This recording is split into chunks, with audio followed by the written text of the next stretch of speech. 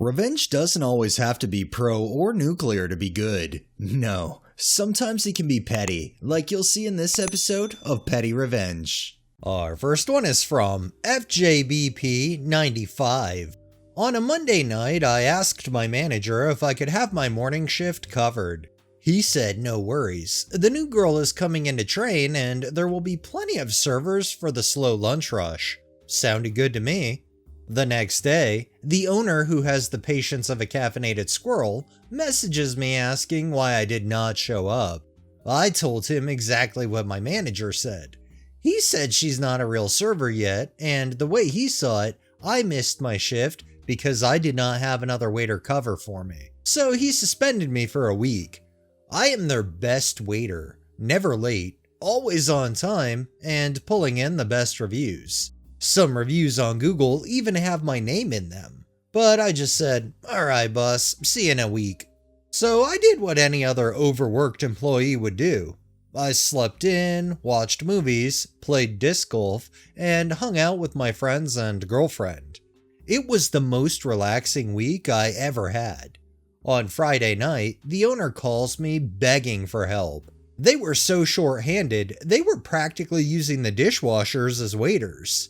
He wanted me to come in for Friday night, Saturday night, and Sunday morning, all while I was still on suspension.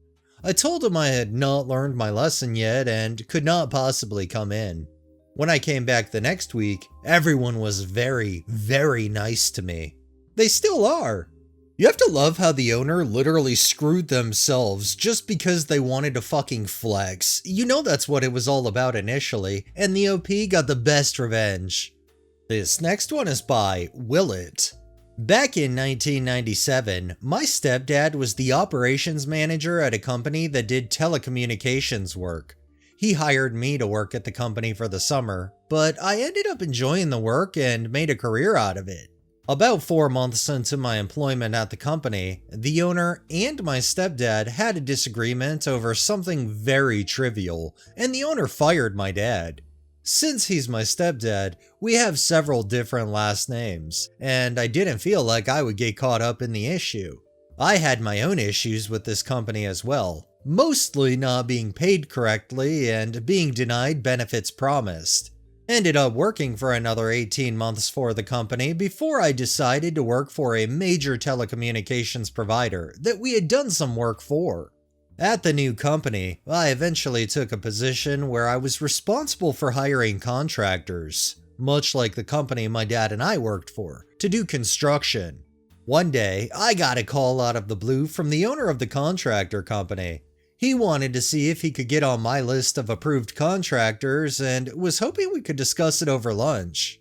Typically, a project of this type would be a $75K to $200K project, and I would do 20 to 30 projects per year, so it could be a lucrative source of revenue for them. I agreed to a lunch date with the owner at a fancy restaurant I always wanted to try.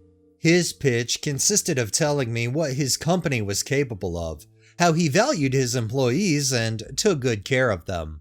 He mentioned a list of other companies he's done work for and the quality of work.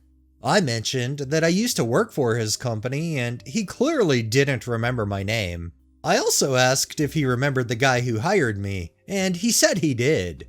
When I mentioned he was my stepdad, the look of panic in his eyes set in. He clearly remembered my stepdad. I closed out the lunch meeting with a thank you for the food and an apology that my contractor list was full of more capable contractors, but I would keep him in mind if something were to change. Never heard back from him again. This is fantastic. You always have to be careful about how you treat people because you never know who those people might be related to. In this case, someone who got some fantastic petty revenge. This next one is from Executor of Judgment. By the way, this is not in America, so US labor laws don't apply here. This was a small team of 10 people that the manager was assigned to, myself included. I was the last person to be hired on the team. Everybody was my senpai. And on the first day I worked there, they called a team meeting after work. We log off our computers at 4:55 p.m., go to the meeting room, and we clocked out at 5:15 p.m. every day like clockwork. I said, no problem, that's an extra 2.5 hours on the bi-weekly paycheck, and we didn't have to do any actual work except listen? When my first payday came, I saw my full 80 hours, but the extra 2.5 hours were nowhere to be found. So I asked a couple of the guys if they only got paid 80 hours too. They all confirmed it. We were not getting paid for these meetings. The shift ends once again and the manager called for a daily team meeting and log off at 4:55 p.m., then head to the meeting room. I do so. And so I sit there for 5 minutes. As soon as it hit 5 o'clock p.m., I get up and say, I need to be somewhere important, with everyone's eyes on me.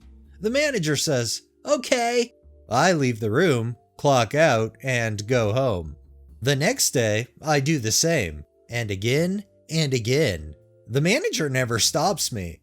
The manager then pulls me to the side one day and asks, what's this important thing that I need to get to after work every day? And I tell him it's a personal matter, and he leaves it at that. Pretty soon it catches on. The other guys start leaving right after me, and eventually, within a matter of days of me starting to leave at 5, everyone else started doing it too. The manager started scheduling the meetings for 4:40 p.m. All it took was one person to not take this shit anymore. How much do you want to bet that part of the reason why the manager didn't say anything is because they knew the employees were getting fucked over, so the petty revenge from the OP and eventual rest of employees part was just absolutely proper. And our final one is by Ilex Rural Magic. I am relatively new at my job, and it is not the most organized place. There's a full kitchen break room with a full fridge freezer and even an oven. There are no rules about the food in the fridge. Example, some is there to share and some is private. I just stick to what I brought and keep it in a small lunch bag to keep it from being confused with a shareable. Another thing, this is rural North Carolina and I am originally from New York. I've been here a while, but there's still cultural differences that matter. So apparently there's been a rash of food thefts. No one spoke about them, at least with me, and it seems that everyone was prepared to suffer in silence. So yesterday I brought my lunch in, and it was leftover chori polo, and it was spicy. I enjoy it spicy, and it was a bit much even for me. I have learned that in this area, people like things much sweeter and much less spicy than I am used to. So when I entered the break room for my lunch, a bunch of people were standing around, and one of the guys, Brent, was getting his blood pressure taken by the HR lady. I was concerned and came over, and he immediately started yelling at me and telling me I tried to poison him. I was so confused. But after the whole back and forth, I realized that Brent had stolen and attempted to eat my lunch, and was claiming that I put an inedible amount of spices on it. I had to explain that I like spicy food. I didn't expect him to take my lunch, and now that I'm looking back at it, I'm shocked he knew it was mine. Like, it's in a small floral lunch bag, but I didn't put my name on it. So that is how everyone now knows that Brent is 1. A food thief, and 2. Can't handle his spice. This is especially amusing to people because Brent is an older man, over 6 feet and prides himself on being macho, and I'm a 5'0" woman, and the least intimidating person ever.